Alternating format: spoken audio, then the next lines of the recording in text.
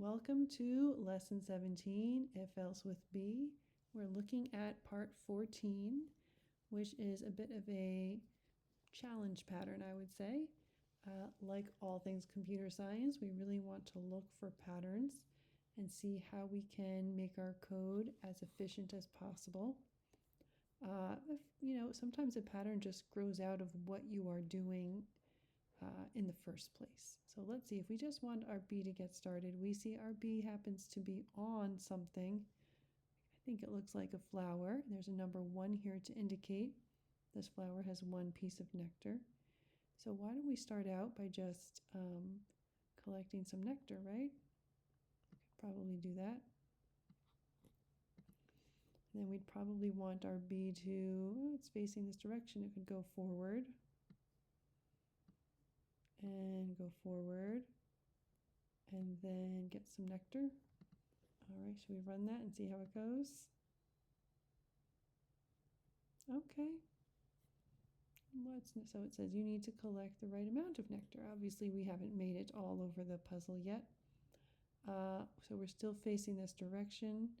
Maybe we can repeat that and go forward. Going forward 1 block takes us to this dark green square. There's nothing there. We'll go forward again. Well, that takes us to a honeycomb. Okay, so maybe I can just make some honey here. And then I have another block. 2 blocks forward gets me to the next flower. Move forward, move forward.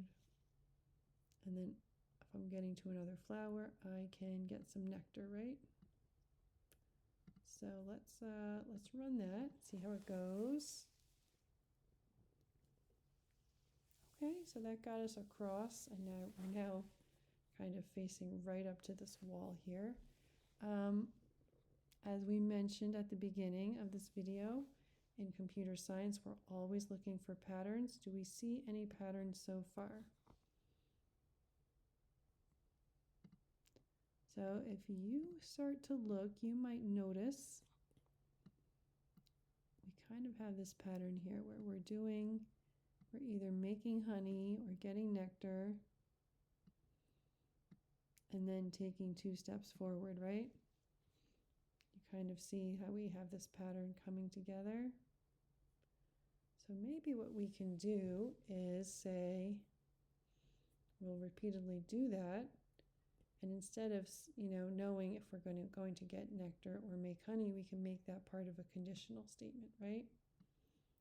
We could say if I'm on a flower, then I will get nectar. And otherwise, I will make some honey. And then I will go ahead and take those 2 steps forward, as we have been doing. So we could make that our plan, to do this at each step.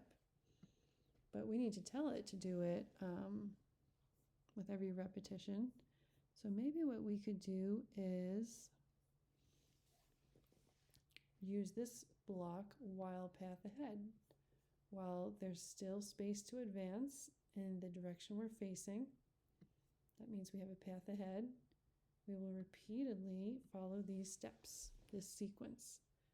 If I'm on a flower, I'll get honey. Otherwise, if I'm on a flower, I make nectar. Otherwise, I make honey.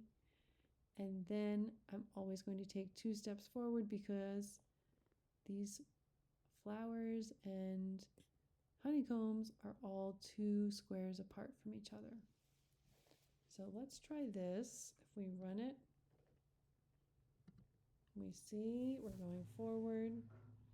Every 2 steps, we check if we're on a flower or not. Okay, so that helped us. That got us through.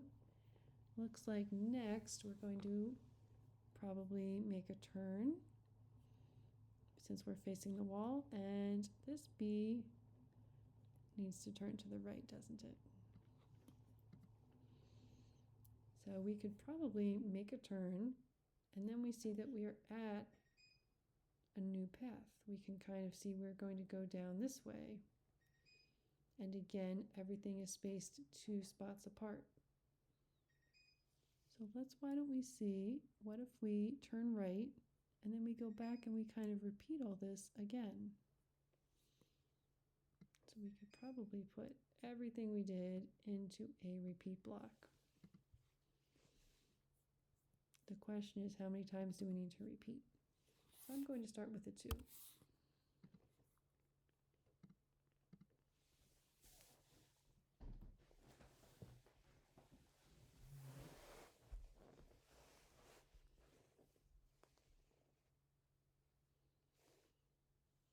Okay, that helped. Let's make it a 3.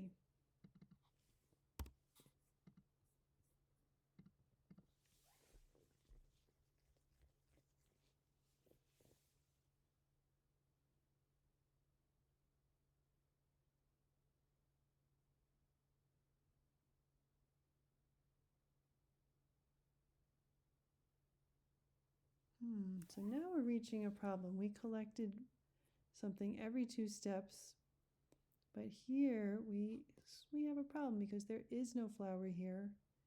And it says if we're not on a flower, we should be making honey.